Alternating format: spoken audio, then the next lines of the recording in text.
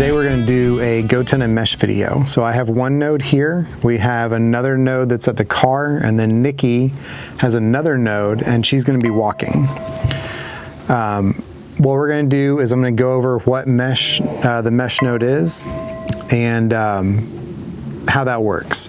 So every GoTenna mesh for the last software update will have the ability with the GoTenna by itself to be in relay mode. And the way that works is in the app it'll tell you, and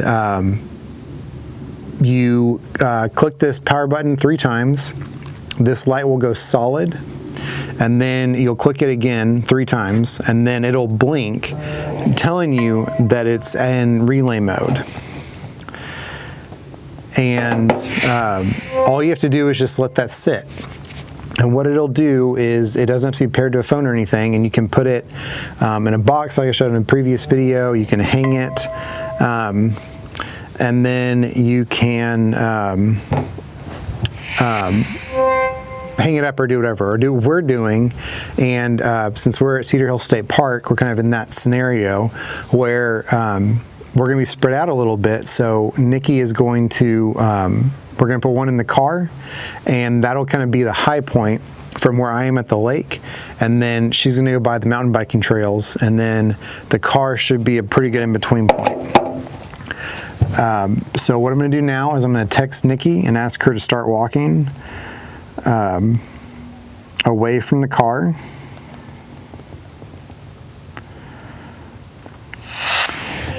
And as you can see on the screen record, it gives me a green check mark and it gives me a time. So what that tells me is that it successfully went through this, and this will blink, by the way, when it's sending something. This will go through here, and then it will give me a green check mark on the screen, and it'll also give me a time. Now, as Nikki walks further away from the car, because right now we're close enough where these are going point to point. So as she walks further away, it's going to ask about sending, and it's going to tell me it's trying to send. And now it still can. I'm going to ask her to keep walking.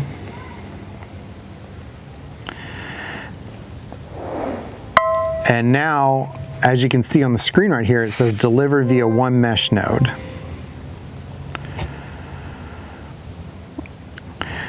And so what I'm doing is I'm sending it, and so now you can see it's starting to relay. Now the benefit with this that I've talked about before, but I think it's probably worth mentioning, is while this is trying to send, this is going to be able to go through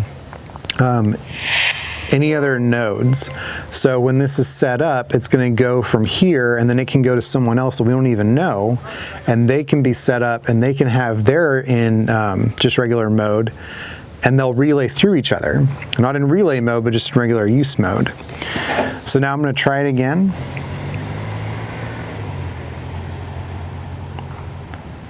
And we're going to see if it's able to go through the node. And you can tell that we're just close enough, and I'm going to put a map up here of basically where we are. And one thing I want to point out too is we're both in airplane mode, and that's just an extra point that I wanted to use to show that we are completely dependent on these right here. And what I can do now is, hopefully, if this works, I will be able to send back to, let me send a ping. So what I'm going to do is I'm going to try and ping Nikki's location using her GPS. And if everything's set up like it should be, we both have our things on here.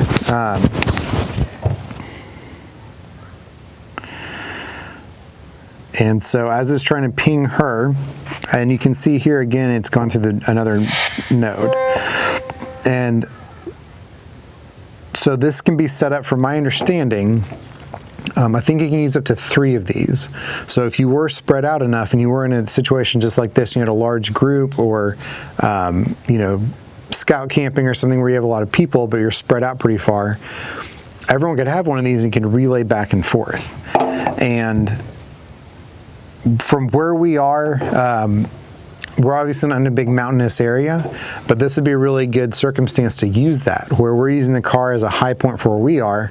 The elevation change is probably only 40 or 50 feet, but if you take, the reason I'm using the car is because we know it's a good static location, and we're gonna have stuff in there anyway. So what you can do is you can take a USB battery, just plug it into this, and then put this in the car somewhere, like hang it on the coat hook or something. And that way, if you're on a ski trip or hiking or something and you're both going to go away from the car in this direction, then everyone can go through there, go through that GoTenna mesh node. So now we're going to do another test with Nikki and see where she's at.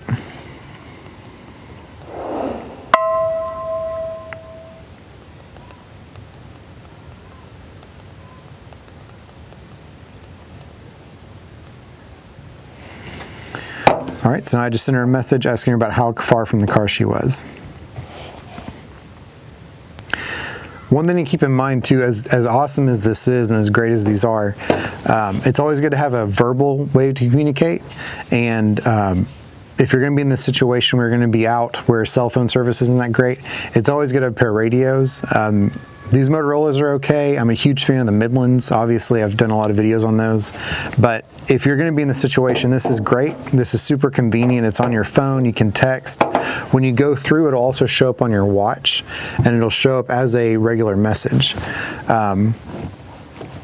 So now, as you can see on this, it says delivery unconfirmed. So what that might mean is that she is just far enough where we cannot go point to point, and she's just far enough past the node where it's not working. So I'll send a test, and what that'll do for me is let me know if it can go through to her.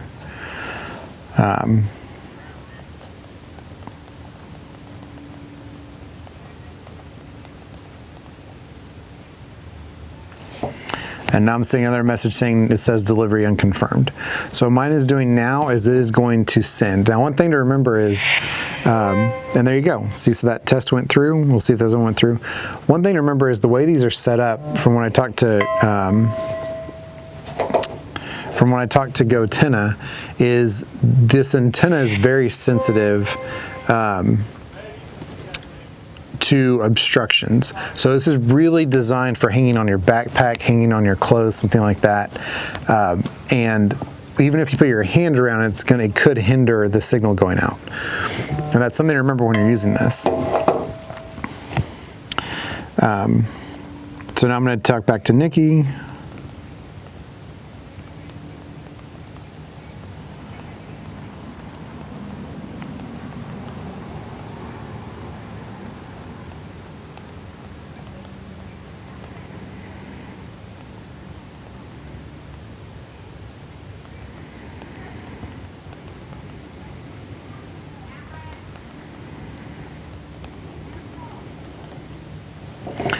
So what I just did in that message is I've asked Nikki if she can just start walking, and then until we can't talk to each other. And as you can see here, it says delivered via one mesh node. And again, that's most likely the one in the car. But again, anyone can have these, and these are sold at REI. So the reason I like these over Bearcom or Beartooth and the others is because they're so popular. You could be out here and tons of people have them talking back and forth. And again, you don't have to know them to have this work. And then you can relay through all those different people. And that way, as you're out hiking or biking or just camping, and there's no cell service or the cell service is really poor, you can always talk, even if you don't know everyone that's there. But everyone can help each other. It's like a nice community. All right, and so Nikki just texts back and says, walking more.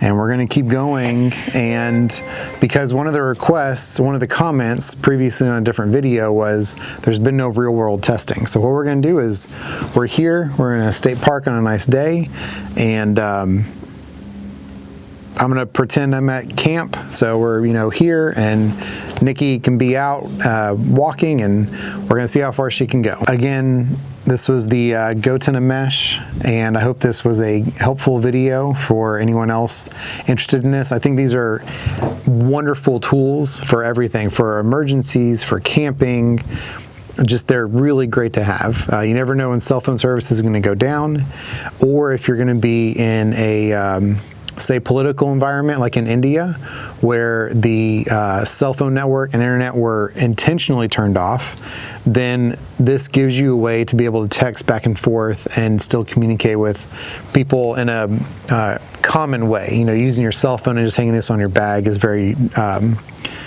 low profile. And thank you again for watching.